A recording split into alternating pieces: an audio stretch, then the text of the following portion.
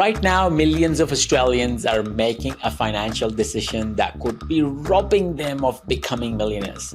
They think that they are being smart, they think that they are being responsible, but the wealthy are laughing all the way to the bank. And the crazy part, you probably think that I'm talking about buying too much, but I'm not. So let's stay tuned and I'm going to show you exactly what I'm talking about to the very end. Welcome back to my channel. This is Moxin Reza. I help build sustainable and scalable property portfolios without sacrificing or impacting your lifestyle. Co-living properties can generate almost $140,000 in passive income and net of $40,000 in passive income after mortgage repayments, and they sit in an average yield of about 10%. Today, I'm going to show you 5 rock-solid reasons why paying off your house early might be the biggest financial mistake you will ever make. If this changes everything that you thought about, that you knew about mortgages, which is probably it will, smash that like button and let me know in the comments below. The opportunity cost is absolutely massive when it comes to first-home buyers or owner-occupiers. Here is Australia's scenario in 2025 July that would absolutely do your head in. With RBA's cash rate currently sitting at 3.85%, most variable home loans are charging around 6.5%. Say that you have a mortgage of $800,000, which is very typical for major capital cities where the median prices are sitting at around $1 million. You're thinking about chucking in an extra $600 per week to pay off your mortgage in 15 years instead of 30 years. But what if you invested that $600 weekly into your superannuation instead? Here is where it gets really mental. Super funds delivered an extraordinary return of 10.5%, and over a long term, they've consistently outperformed mortgage rates. A lot of people think that super does not outperform mortgages. People think that real estate outperforms supers, but that's never the case. Let me show you the maths. The extra $600 per week, which is roughly about $31,200 per year, invested in super at a conservative, let's say 9% return over 15 years gives you approximately $730,000. But here's the kicker. You haven't even touched the compounding benefits yet. And the real tragedy, most Australians don't even realize this because they are emotionally attached to being debt-free, having a house over their head. But the wealthy understands that good debt is like tax-deductible mortgage. It's actually a wealth-building tool. Think about it this way. You are essentially choosing to pay the bank 6.5% instead of earning 9 to 10% back into super. That's a 15 to 16% swing against every time, every single year. Now here is where it gets really, really interesting for us. We have something most countries don't have, which is negative gearing.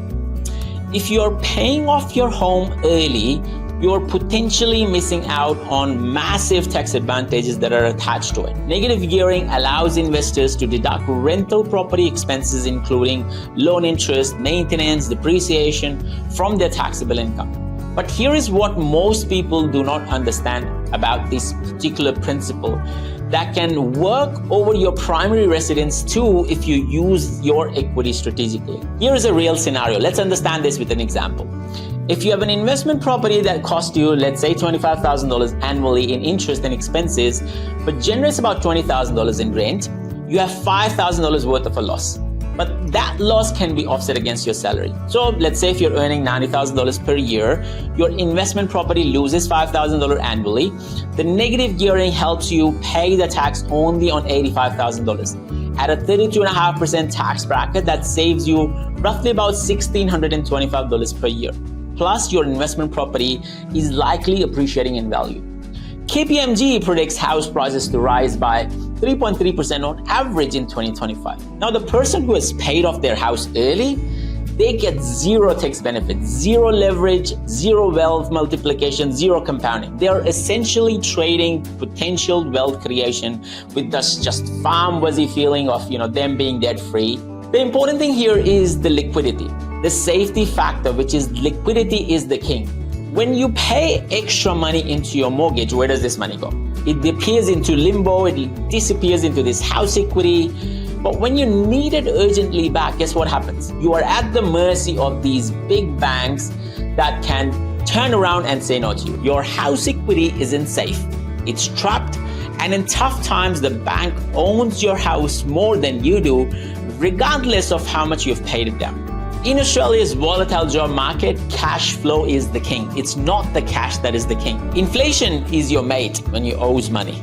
Here's a concept that's going to absolutely blow your mind. Inflation actually helps you when you have mortgage. If you had $160,000 of mortgage in 1995, inflation has effectively made your debt worth peanuts today.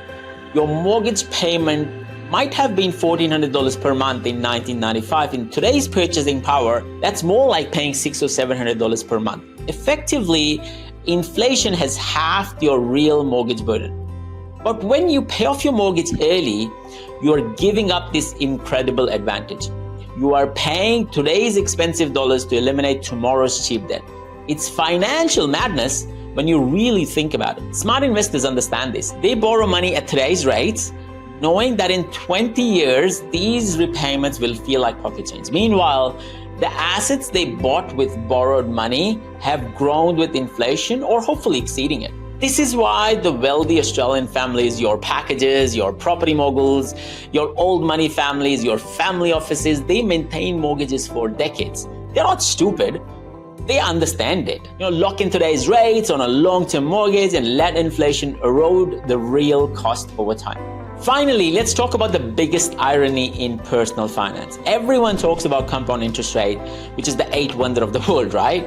Einstein allegedly called it the most powerful force in the universe. But here is what's mental.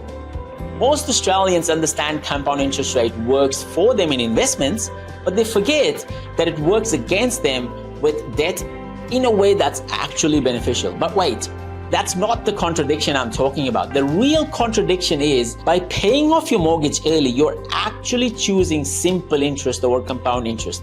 Let me show you how. Your mortgage charges you an interest on an outstanding balance. As you pay it down, the interest reduces. That's simple interest working in your favor, but only marginally. But if you take that extra payment money and invest in Australian shares or property or even just in superannuation, you get compound returns. Your returns generate returns. Your money makes money that makes even more money. You're choosing simple interest over compound interest. And that choice could cost you hundreds and thousands of dollars over time. So let's bring it to the conclusion. Everything that I've shared probably goes against what your parents have told you, what the bank manager suggests, what feels safe. But remember, your parents have lived in a very different economic era. Bank managers actually make money from your mortgage interest and not from your wealth building. And safe isn't safe if it's making you poor. The 5 key points we've covered today, using Australian data for 2025, here they are. Number 1, the opportunity cost could cost you over $800,000 in lost super. Negative gearing offers massive tax advantages that you're missing out on. Liquidity gives you safety and options that equity does not provide. Inflation makes your mortgage cheaper over time, especially with predicted rate cuts literally around the corner. And compound interest rate in super beats simple interest rate every single time. The wealthy Australians I know, the property developers, the successful investors, the multimillionaires, they all maintain long-term mortgages for as long as possible. Not because they have to or they have a choice, but because they understand the mathematics of wealth building in our unique Australian system. Now, if this video has helped you open your eyes in a different way of thinking about mortgages and wealth building using current 2025 data, drop in the comments below. Tell me, are you a team pay off your mortgage early or are you a team invest the difference? And what's your biggest takeaway from today's video? And if you want to dive deeper into Australian property investment strategies using current conditions, check out this video where I break down exactly how to use equity to build a multi-million-dollar property portfolio in 2025. Thank you for listening to me today. Take care, be kind, stay safe, keep investing, keep smiling. This is Mox checking out. Adios.